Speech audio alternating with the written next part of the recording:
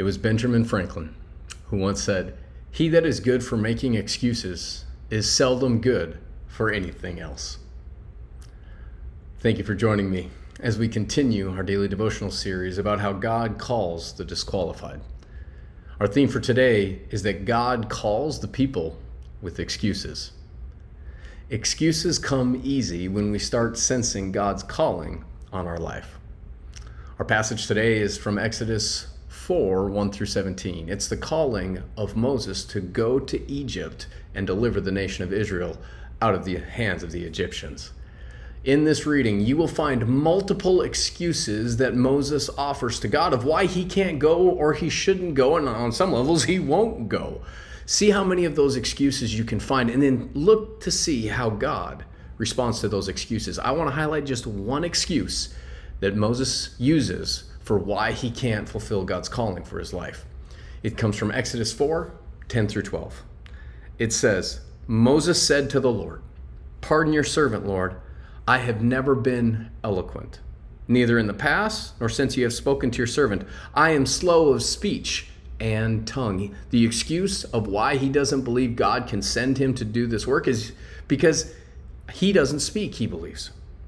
Listen to the Lord's response. The Lord said to him, "Who gave human beings their mouths? Who makes them deaf or mute? Who gives them sight or makes them blind? Is it not I, the Lord? Now go." Here's why he's supposed to go.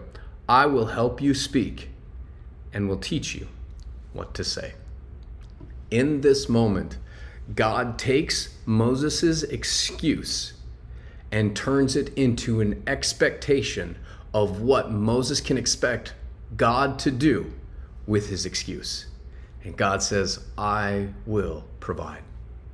One of the key elements of what Moses is doing in this moment is he is bringing his excuses to God.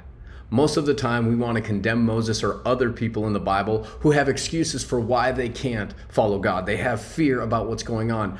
But it's healthy to bring those excuses to God because he's the one that turns them into expectations. Let me ask you this question. As you're sensing God's leading in your life, are you bringing your excuses to him or keeping them to yourself? When God calls you, bring your excuses to him. And as you listen, you will see you can turn those excuses into expectations of what God will do. God not only calls the disqualified, he calls the ones who have excuses.